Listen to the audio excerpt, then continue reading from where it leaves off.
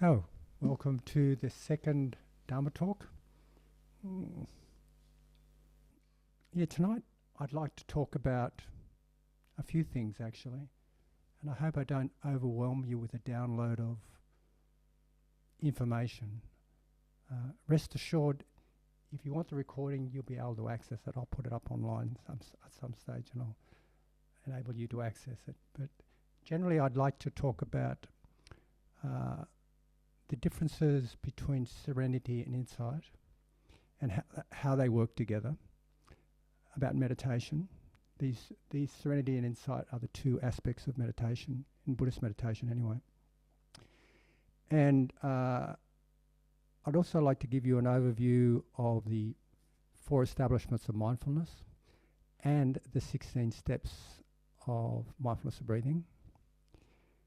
And finally, I'd like to give you an understanding, or I'd like to present an understanding of feelings, this second establishment of mindfulness, what feelings are and how we use them in one, the establishments of mindfulness practice, and 2, in mindfulness of breathing. So, there we go. So coming back to the context that Lisa outlined last night, we have the 4 Noble Truths. There is dukkha, there is the origins of dukkha, there is freedom from dukkha, and there is a way or a path to freedom.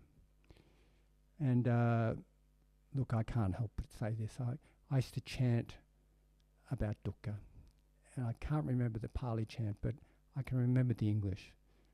And this is what we would chant about dukkha. Birth, aging, sickness and death is dukkha. Pain, grief, lamentation and despair is dukkha. And when we talk about pain, we're talking about emotional pain. Getting what you don't want, not getting what you want, and being parted from what is dear to you is dukkha. In fact, clinging to a sense of self as if it is lasting and independent is dukkha. Clinging to this idea that we are separate from everything else is dukkha. So,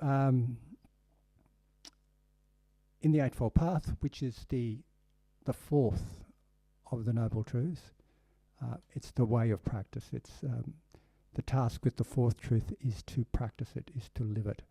And what it is right view, right intention, right speech, right action, right livelihood, right effort, right mindfulness and concentration. And we've spoken, Lisa spoke last night about how right energy or effort, right mindfulness and right concentration refers to the meditation component. And in Pali, the term for meditation, this was mentioned last night as well. It's a bit of a recap of last night for a little while anyway. The Pali term for meditation is bhavana. And bhavana literally means bringing into being. Another way you could say that is that it's cultivating. You cultivate something. And what we cultivate with meditation is serenity and insight. And I'm reminded of when I first went to Thailand a long time ago, when many of you, well, when some of you anyway, wouldn't have been even born by then. So I went to Thailand in either 77 or I think it was 1977, yeah. And when I eventually arrived in the forest temples up in the northeast, one of the forest temples anyway, and I was listening to the Dharma talks, there was a common theme that they explained about meditation. And it would be something like this: for goodness sake. They didn't say it like that, but they said, come on, snap out of it, quieten your minds, still your minds, calm your minds, and then inquire. That's basically what they said. It was this calming and stilling, and then inquiring, or in Thai it was picharana, which means to consider, to reflect on, to contemplate, to consider, to reflect on and to contemplate. you look, you inquire into these experiences.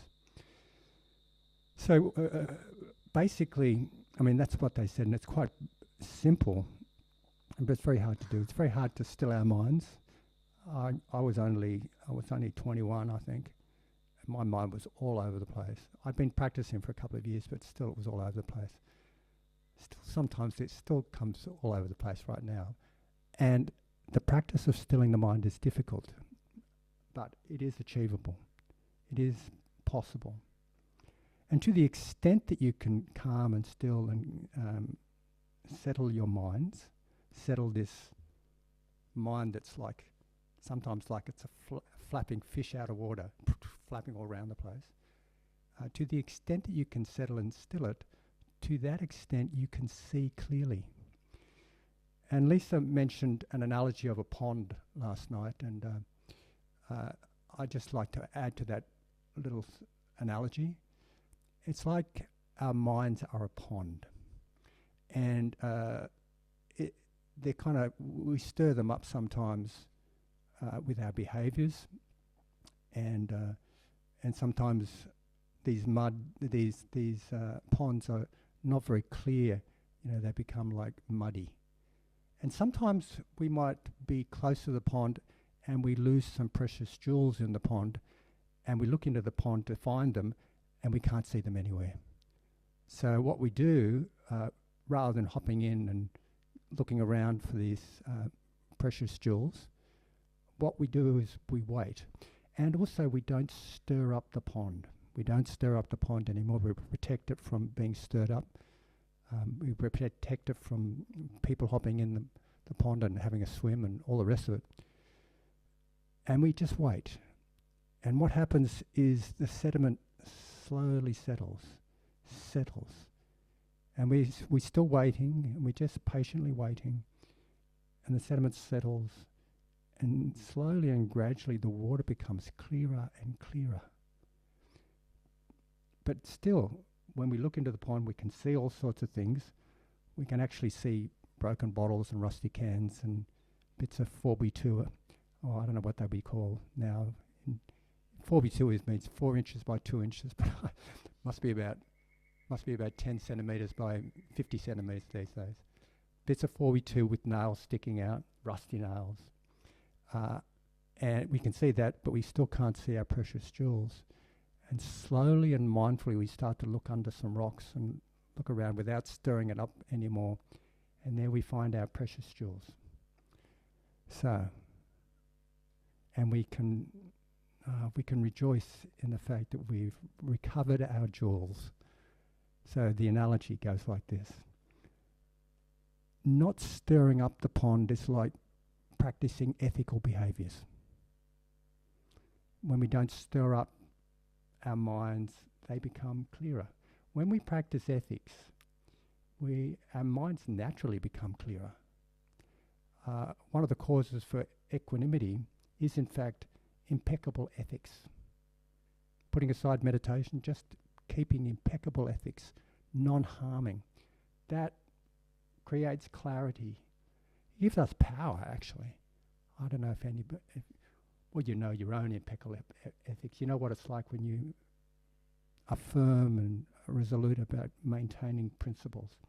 Your minds become kind of peaceful and secure and clear. So, not stirring up the pond.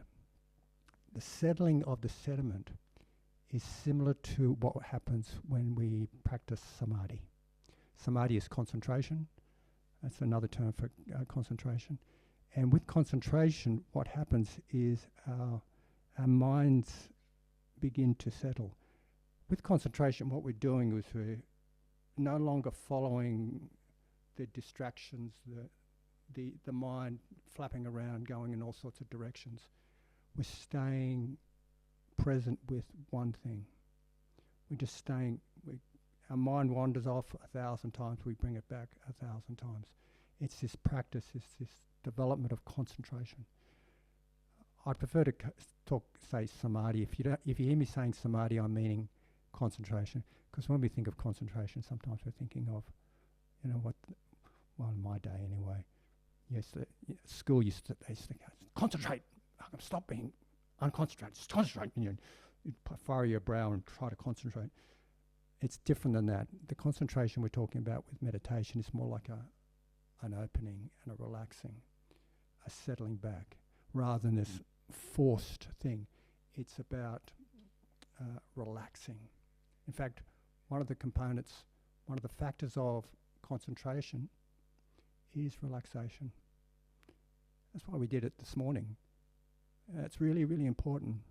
If you try to concentrate when you're really tense, unless you're doing weights or something like that, you're tensing up your muscles and you're getting a kind of a flow into that weightlifting.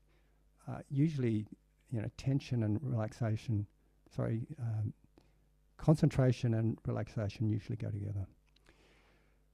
So coming back to the analogy, it's our minds become very clear. And the rusty cans and bits of 5x10 or 5x50, I'm not sure the metric measurements, with nails sticking out and the broken bottles and all that sort of stuff. That represents our painful lives, the experiences of the past that we may kind of bury down and cover up, we don't look at. And when we start to concentrate and settle our minds, they emerge. It's what we're saying, when you sit on a meditation retreat, sometimes stuff comes up because your mind's settling and things are just emerging. Things that you've been kind of avoiding for long, long times, they start to come up because there's no way to avoid it anymore. You're just here present and this is what comes up. So what we can do with that is we can remove them from harm's way, or at least we're mindful that they're there so we don't step on them. Okay, so that's that analogy. And the looking under the rocks for our precious jewels because they could have slipped under is the same as inquiry or curiosity, looking around, what's going on here? How is it going on? What's happening here? It's the second factor of awakening. You're going to learn these factors by the end of this retreat, I reckon. The second factor of awakening is called investigation of dhammas. A dhamma is a unit of experience. It's not a thing, but it's an experience of a thing. So, investigation of dhammas. Dhamma, the word dhamma actually has two meanings. If you say it with a capital D, it means like the truth or nature. When you have it with a little d, it means a unit of experience. So I don't know how I'm getting off. I hope I'm not going off on track, too many diversions here. So what we're doing is we're investigating experience. We're looking at something with curiosity, even though it might be painful. We look at it, that's interesting. What's happening here? We're having the courage to look at things. Actually, another way we could describe energy or effort is as perseverance. But interestingly, in Pali, the word for courage and effort is of the same root as virya. It means courage or bravery. So energy behind this is the courage to look at things that we may not have looked at before. It takes a lot of courage to come and meditate. Yeah, because you're facing up to things. So anyway, that investigation, that courage, and the retaining of our precious jewels is bringing back a wisdom or compassion that we may have lost. A seeing clearly. It's a precious jewel. This is wonderful. So I like to draw that analogy between serenity and insight, and there's a bit more I can say about that. But I think it's a good way of explaining it because that's what actually happens. We sit, we settle, we come on retreats, we start to concentrate our mind. The first thing to do is to concentrate. And concentration, if you remember, it's that other factor of the meditation components of the Eightfold Path. We have energy, which is this perseverance or courage. We have mindfulness, and then we have samadhi or concentration. These three factors work together to produce wisdom. And often I depict this Eightfold Path as a circle. In fact, it's described as a wheel with 8 spokes. And they're all equally important in this progress towards enlightenment or awakening. I should say awakening. It's a process of waking up.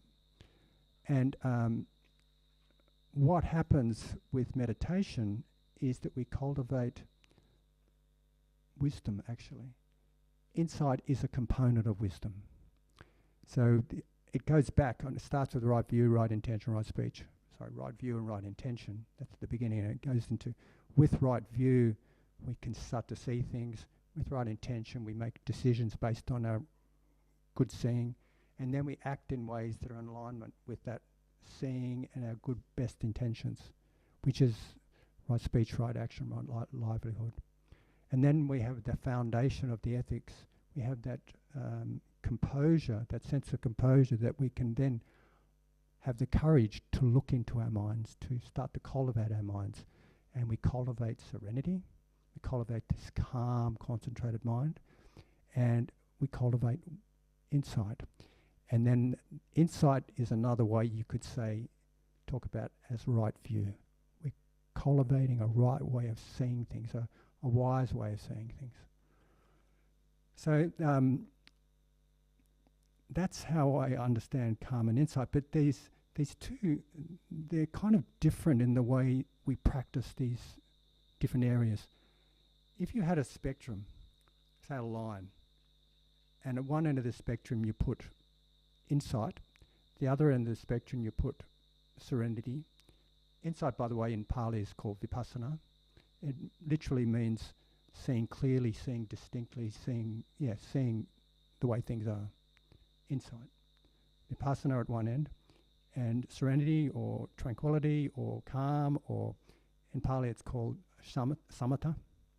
Samatha at the other end, and you have these components of mindfulness, energy, and concentration. All these meditations will have mindfulness and concentration. Every one of them. We need mindfulness and we need concentration.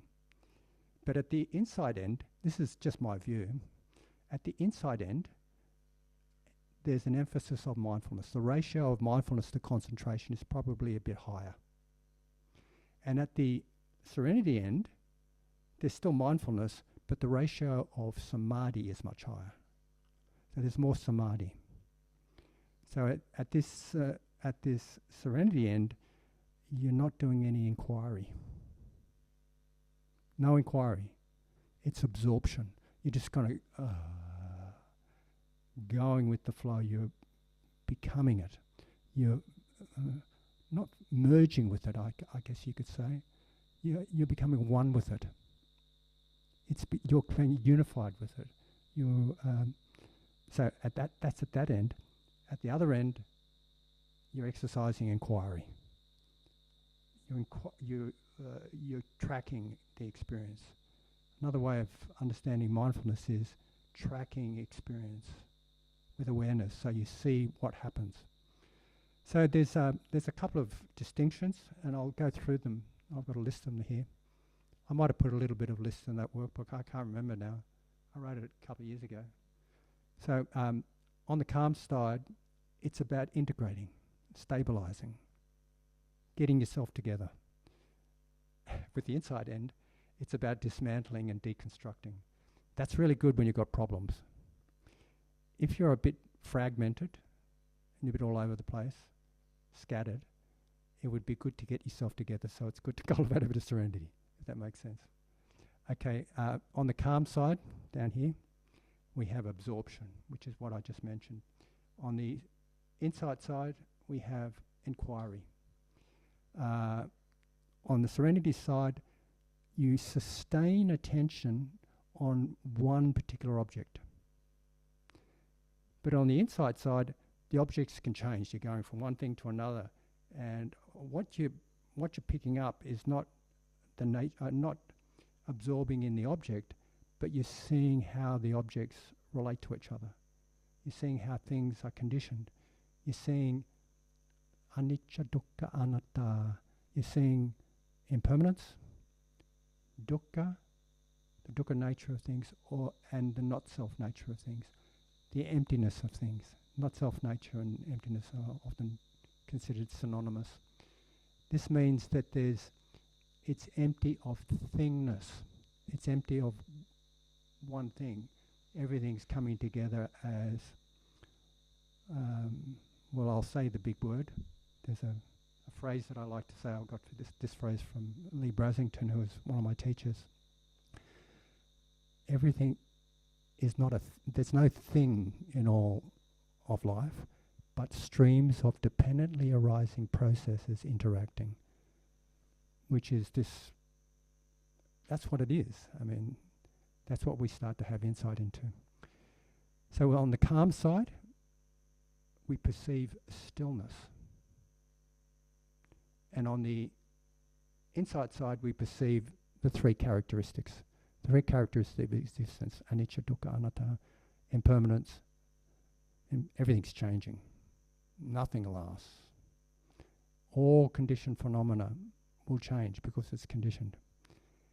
Because it changes, there's no enduring satisfaction that can be found in changing conditions. That's the dukkha nature of it. And then the other characteristic, this anatta, because everything's changing, it's all dependent on causes and conditions. It changes because of causes and conditions. There's nothing independent in all this. I didn't come here just spring out of nothing.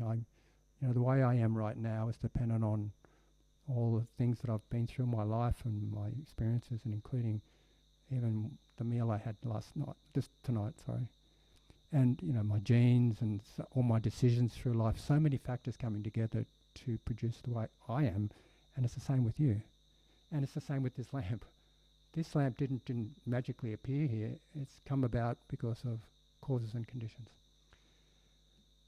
So calm gives muscle to insight. It gives power. A calm mind, a concentrated mind, is a powerful mind.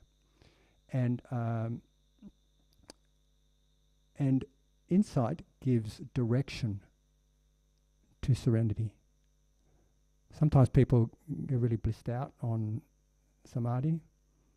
That's great. What's useful is to use that samadhi to put it to work. Make your mind fit for purpose. It's useful then to inquire, just like my teachers in Thailand would say, calm and still your mind, and then pini picharana, to inquire and to consider, to contemplate. Calm and serenity restores and rejuvenates.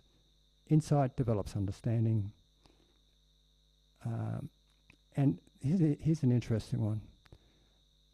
The calm meditations actually purify the mind. Insight meditations purify view. And I'll describe what I mean by that. With calm, and this is something that I use, and I notice in my clinical practice, and I use it all the time. When someone comes to me, say with a reaction to a trauma, or have some difficult experiences arising, or they may be worrying a lot, or they may be ruminating a lot, I usually say, I can bring out my clinical knowledge and say all sorts of things.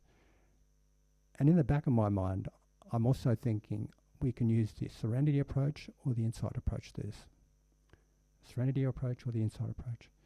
The serenity approach prioritizes where we put our attention, what we focus on. And if any of you know, you probably heard, people have heard this, the saying, neurons that fire together wire together. Yeah, anybody heard that saying in terms of neurology and neuroplasticity? It's like that. The more we can bring attention to one thing, the more that the neural pathways related to that one thing, and also our mental attention or our mental streams, the more they incline to that type of absorption into. The more we do something like focus on happiness, for example, or focus on the good things in life, the more we'll be able to be happy, actually. More we'll be able to see the good things in life. As an opposite to that, no, not as an opposite, as a I can't pronounce this word, corollary. Can anyone pronounce? Corollary. Anyway, as a corollary for it, if we're having rumination and worry and horrible memories arising, the more we focus into that, the more it gets us, the more we reinforce that pattern in our mind. I did have a client once in one of my groups when I was running in mental health services. I must have been about 25 years ago now. I was talking about this and she said, what gets your attention gets you, Malcolm. Is that right? I said, yep, too right. That's it. So, the serenity approach to, say, a horrible memory would be that you just don't feed into it. You don't give it energy. You just don't nourish it. You don't nurture it, and you nurture something else. That's easy to say, very difficult to do. And the insight approach would be to strengthen your resources, strengthen your capacity to cope with difficult experiences, develop a sense of calm and a bunch of resources, and then turn towards the experience mindfully, rather than getting sucked into it, rather than getting sucked into the story. You turn to it with this, with equanimity actually, but with mindfulness, being aware of it from a distance rather than being sucked into it. So that's an example of this serenity and insight approach to dealing with difficult experiences. So coming back to purifying the mind, if we have an unwholesome tendency is a tendency that feeds into our suffering. I'll just define it like that now.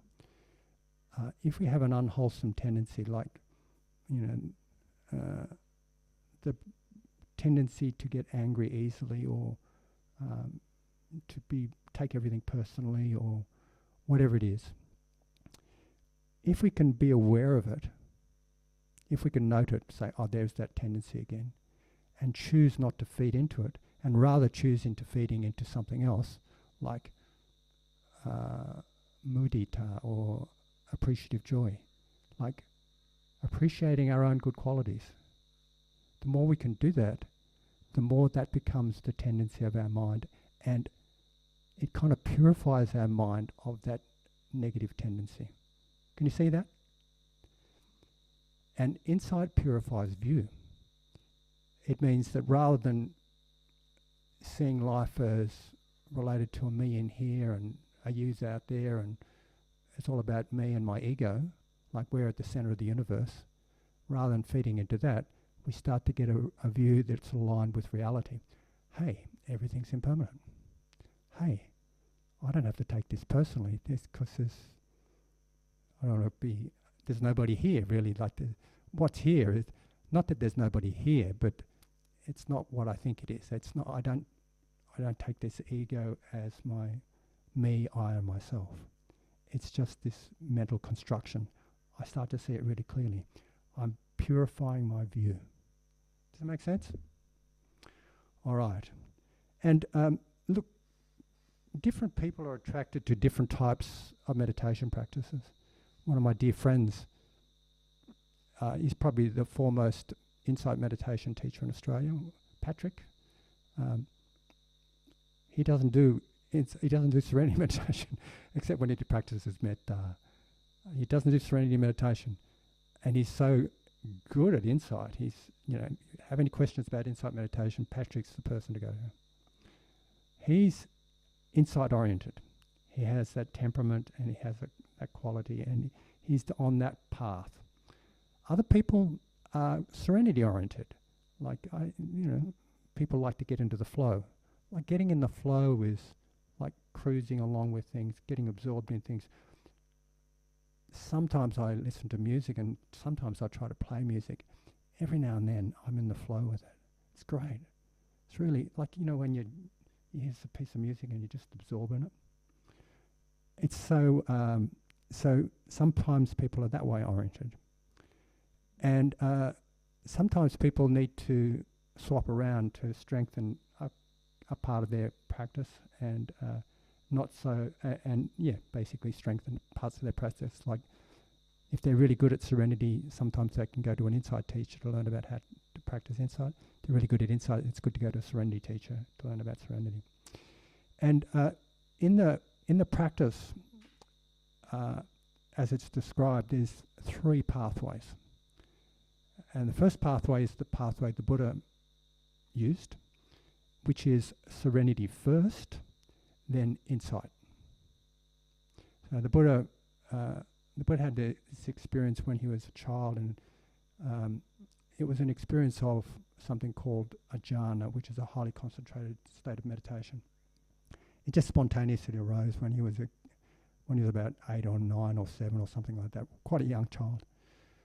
And as you may know, the story of the Buddha, he went on.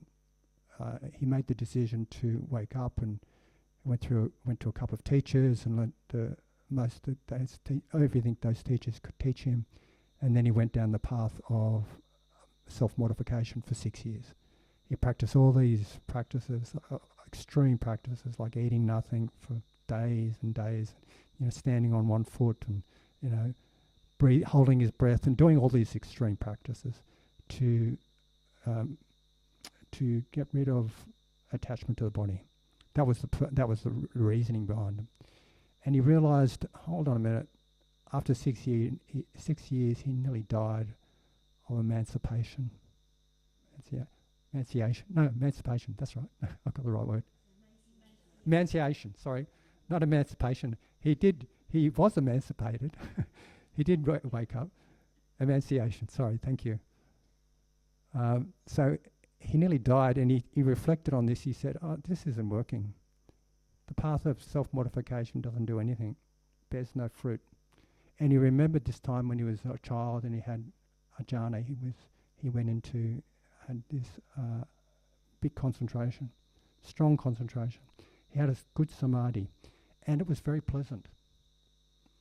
And he said, why am I afraid of pleasure? Why am I afraid of pleasure? Maybe this is a way I can become enlightened. So he started eating food, and he found a tree that and got some cushions, and he started to meditate. And he built himself up, and he then practiced jhanas to a particular level, and then he turned to insight, and he saw through phenomena. So he practiced the path of serenity first, then insight. And there is a way of doing this. It's insight that liberates us, by the way. There is another path. It's called insight only. Sometimes it's called dry insight, but it's insight only. And it's just, there's not practicing any concentration. You have momentary concentration, but it's not a sustained, like a jhana, which is this state of concentration, highly refined states of concentration. And then there's another way. It's called insight and serenity co-joined. So the practices we're talking about on this retreat, and I'm maybe giving you too many practices, but I hope not. I hope it's kind of stimulating your interest and inspiring you. The practice of the 4 establishments of mindfulness is an insight-only practice, basically. Insight only.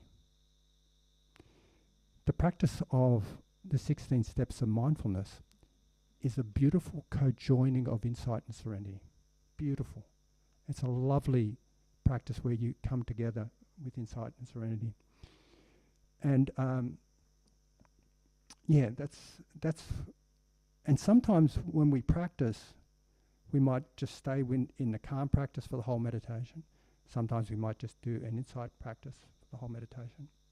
If you're doing the 16 steps of mindfulness of breathing, you're going into insight for a bit and into serenity for a bit, and it's kind of like you're powering up.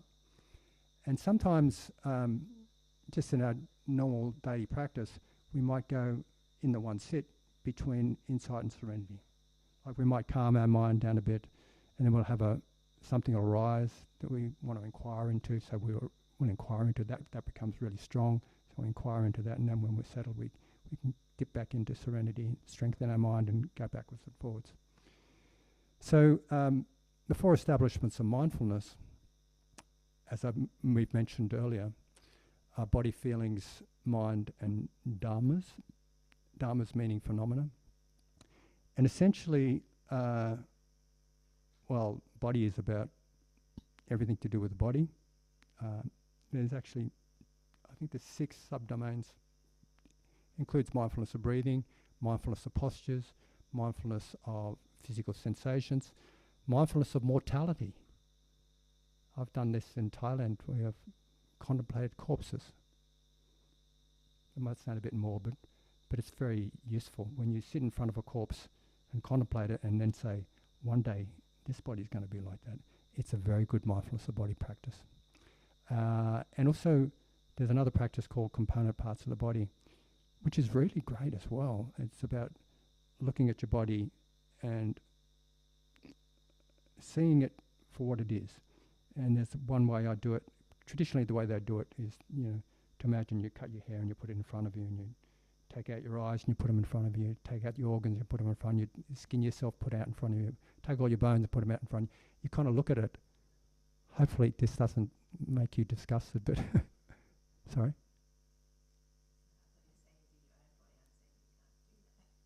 No, you can't actually do that. But another way I do it, the way I do it, is the way I learned from Analia, where you scan your body with skin, being aware of skin, you move your awareness up your body, you're aware of flesh, and then you move your awareness down, you're aware of bones. And you can visualize it if you like, you can use concepts, or you can actually feel it. So these are all mindfulness of body practices. Mindfulness of feeling, I'll talk about in a minute. Mindfulness of mind refers to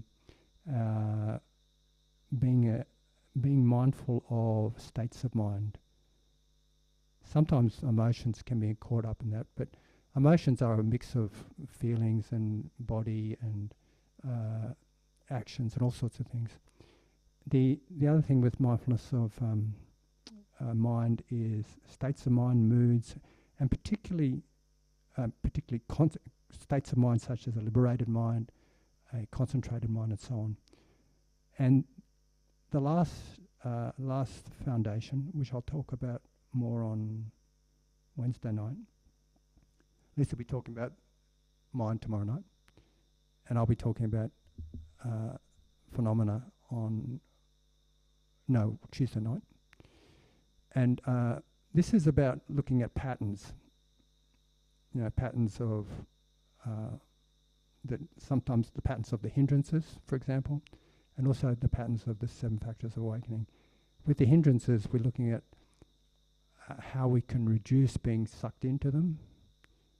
And with the 7 factors of awakening, we're kind of applying a bit of emotional intelligence here, or general intelligence.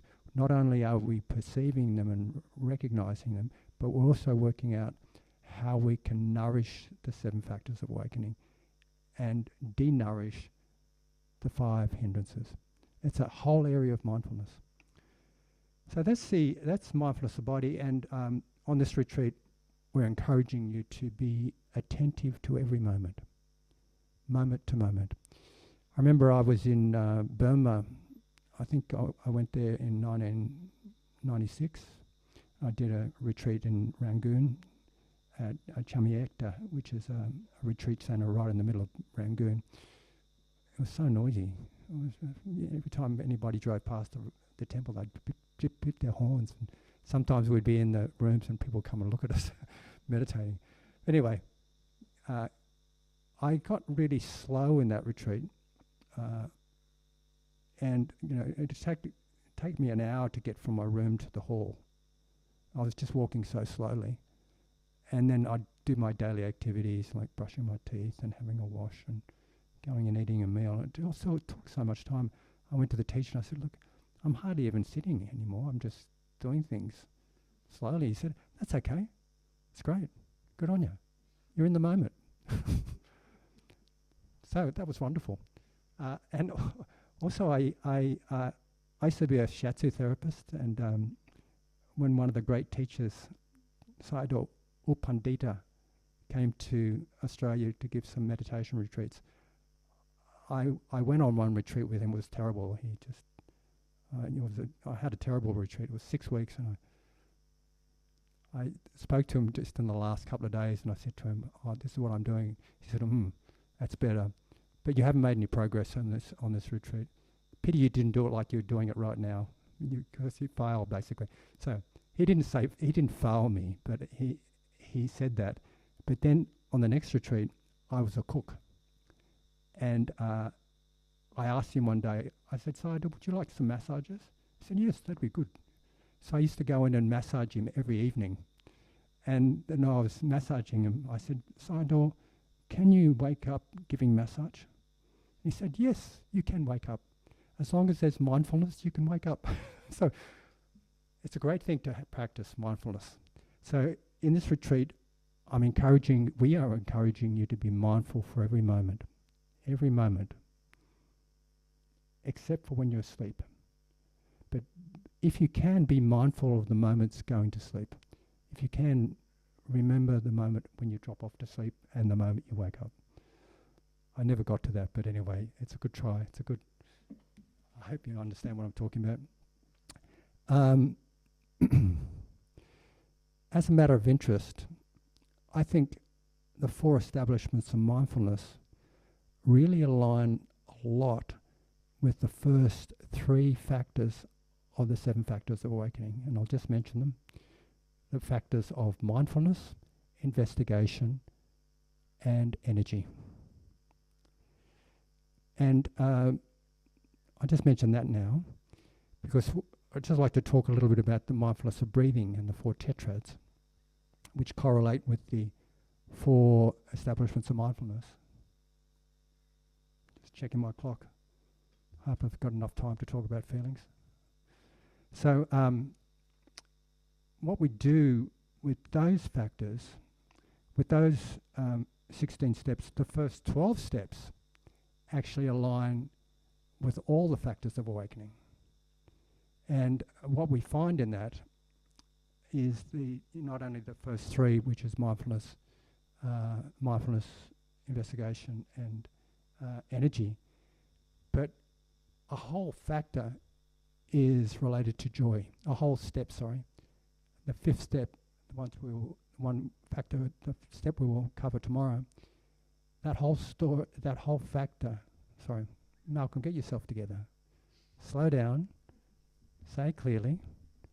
That whole step, the 5th step, is about breathing in, breathing out joy.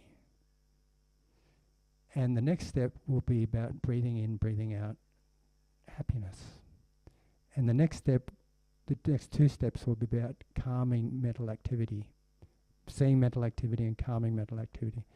So in this particular tetrad, what we cover is joy and tranquility of the 7 factors of awakening. Okay. So I won't go through all the steps right now, other than to say that it's this beautiful co-joining of serenity and insight.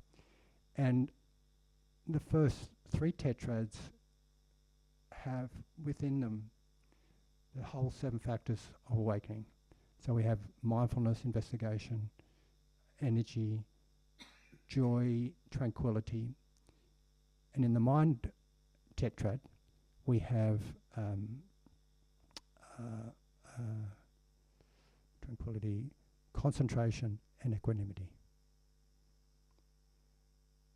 The first 3 factors have a lot of, the first 3 tetrads, have a lot of a lot of tranquility in them. The last tetrad is all about insight. And we're reserving that for Wednesday, I think. We do that last tetrad as a practice. So, coming to feelings. So what are feelings? Feeling, in Pali they're called vedanā. And their feelings are the hedonic tone of experience. What do I mean by that?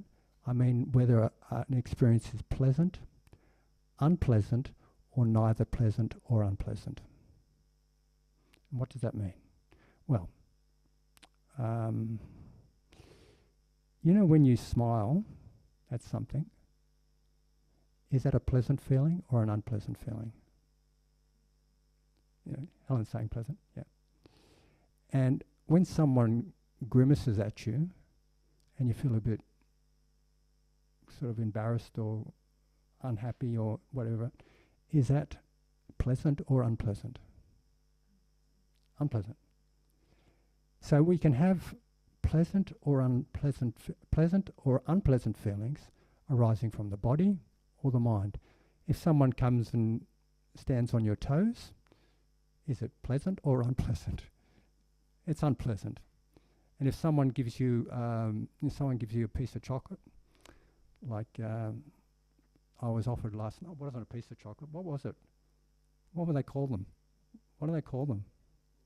Huh? And don't lend them out or something like that. Don't share me. What they did, little chocolate things that I'm going to try some tonight, but I didn't try it last night. It's usually a pleasant feeling. So, what we're doing with this experience. By the way, this pleasant to unpleasant is like another spectrum.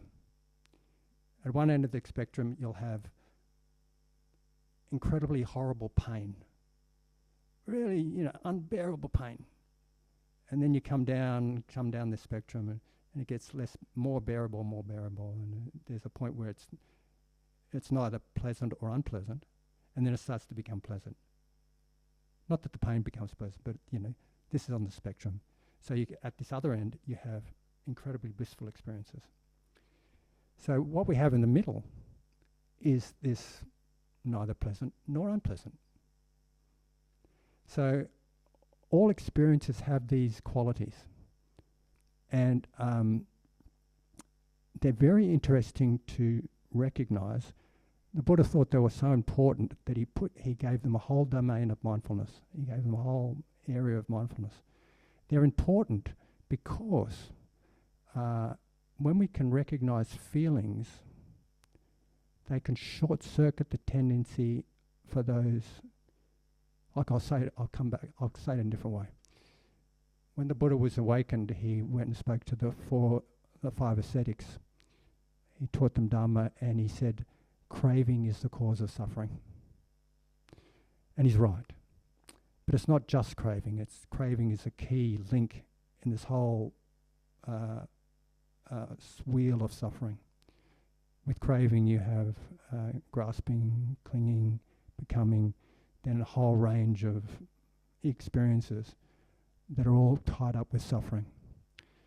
And when we say craving, there's a couple of types of craving, but I'll just mention two types of craving here.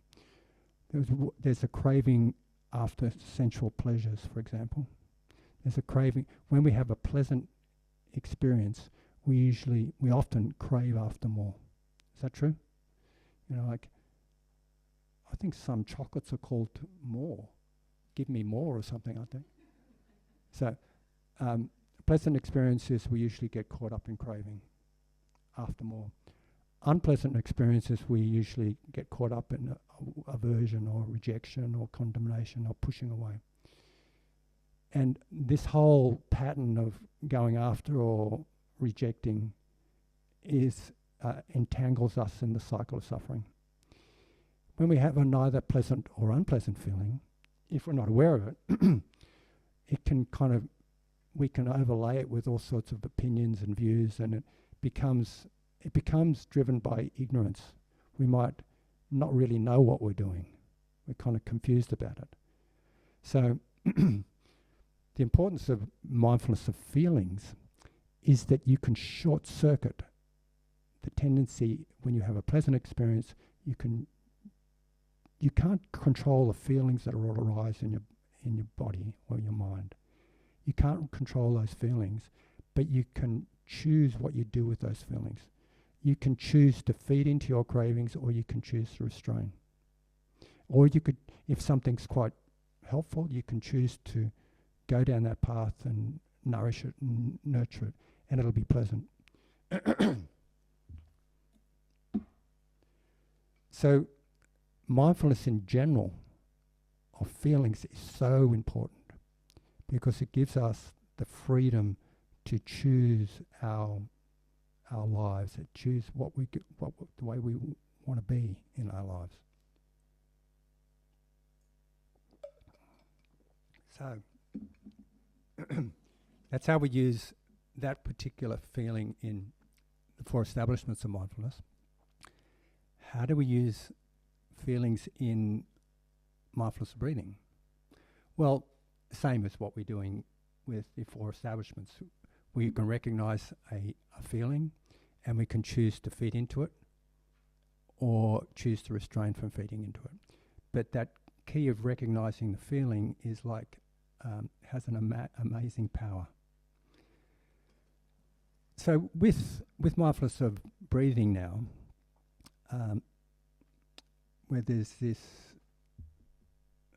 co-joining of serenity and insight, I just want to share something about how we cultivate serenity now. And there's a saying that goes something like this.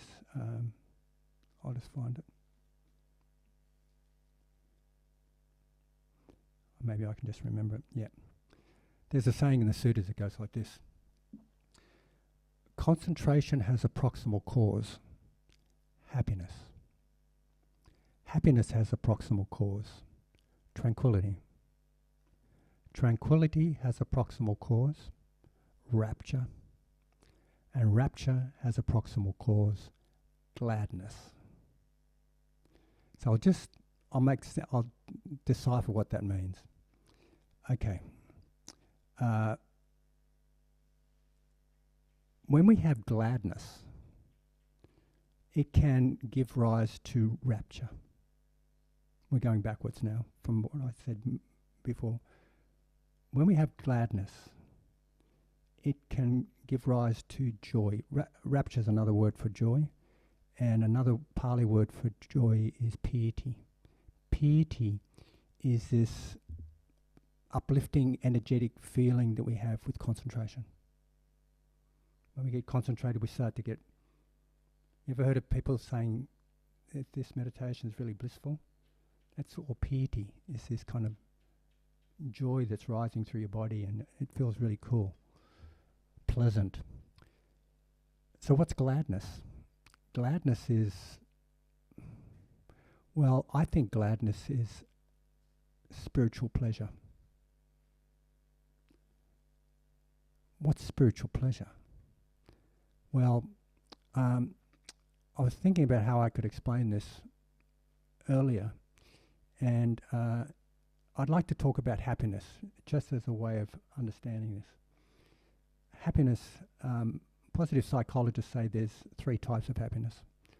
The first type of happiness is hedonic happiness, which is happiness at getting something from the world. Like, we're getting our needs and our wants, getting them satisfied, getting from the world something. And we need hedonic happiness to live. However, that kind of happiness is really tenuous because it depends on getting that object. I get happy when I can chew my food, and I've got a cracked tooth at the moment, so I'm finding it a little bit painful to chew my food. I can't bite into nuts and all the rest of it, so I'm not getting what I want. So, I can see my hedonic happiness dependent on biting into almonds and macadamia nuts and all sorts of crunchy things. That's very tenuous because I can't do it. It doesn't happen. So that's hedonic happiness. There's another level of happiness that's a little bit more about what we put into the world. Like, for example, the satisfaction I get from when I do practice the guitar and actually manage to play something, or I can read some music, there's a certain sort of happiness arises. It's not dependent on getting things from the world, but it's dependent on the energy that I put into it. It's like a bit of a flow, but it's also like, how you work hard in the garden, it's quite unpleasant. It's quite painful sometimes working in the garden, but there's a certain pleasure about it. That's the second type of happiness. And a third type of happiness is nothing about what you get from the world, but what you give and what you create within your own heart. The happiness of doing something meaningful, for example, like giving your friend a hand when they're down and out, sacrificing your time and your effort and even your money, for example, to help a friend. That's really meaningful. That's a superior type of happiness. And you can get that sort of happiness also from meditation. It's not about getting anything. You're just doing it from within your own practice, within your own heart. You're concentrating your mind. So I'm just going to overlay that with pleasure or feelings. There are, as a way of distinguishing these feelings, you can have, say, let's call worldly feelings. Like you can get unpleasant, pleasant, or neither worldly feelings, which would mean things like eating a bar of chocolate. I notice that whenever I do eat chocolate, it lasts for a little while. It's while I'm eating it's fantastic, but it just doesn't last. It's really unsatisfactory in the long run. But anyway, so that's one type of happiness. One type of pleasure. Spiritual pleasure, on the other hand, is what you've created, what you've worked at. And concentration gives you spiritual pleasure. Mindfulness gives you a subtle spiritual pleasure. Last night, Lisa mentioned the joys of overcoming the hindrances. That's pleasure. That's a spiritual pleasure, albeit subtle. So, if we can be aware of our spiritual pleasure, which we could equate with gladness, when we can become aware of that, that can lead to piety. Piety, which is rapture or joy. Joy can lead to tranquility. So when you're practicing this, you feel the pleasure and then you get this piety arising and you focus on the piety, or you keep concentrating on whatever you're concentrating on, and it builds up, and then it turns to tranquility. Then it turns to a more subtle happiness, which is a lightness of heart, and that leads to concentration. So the way we use that kind of understanding in mindfulness of breathing now is when we come to we've just did the fourth step, and I was inviting you to relax. Relax, relax, relax. Did you notice that I said, if there's any pleasure, attend to it? Did you notice that? Well, I'm putting that in there. That's not a step in the mindfulness of breathing, but I'm putting it in because the next step is joy. And joy can arise naturally or organically through this process. But in reality, it takes a while to get piety. I usually go on a retreat and it'll take me about at least a week to get some piety. Sometimes I can get it out of piety. When I'm talking about piety, I'm talking about joy, this meditative joy. Sometimes I can get it out of retreats, but usually it takes a bit of concentration. Like I have to be at it for at least a couple of hours, and then it starts to rise and it starts to get stronger. That can change to happiness. So the fifth step is breathing in, breathing out, having joy. The sixth step is breathing in, breathing out happiness. And the seventh step is being aware of mental activity. And the eighth step, is that right? Yep. The eighth step is calming mental activity. So we're fulfilling joy and tranquility of the seven factors of awakening. Why? Have I confused everyone? Are you all following this? Is it following it? Is it making sense? So joy is really, really wonderful. Joy is that fourth factor of awakening. And I really emphasize being aware of joy. If any of you know of Rick Hanson's work, there's a book called Hardwiring Happiness, which is really good.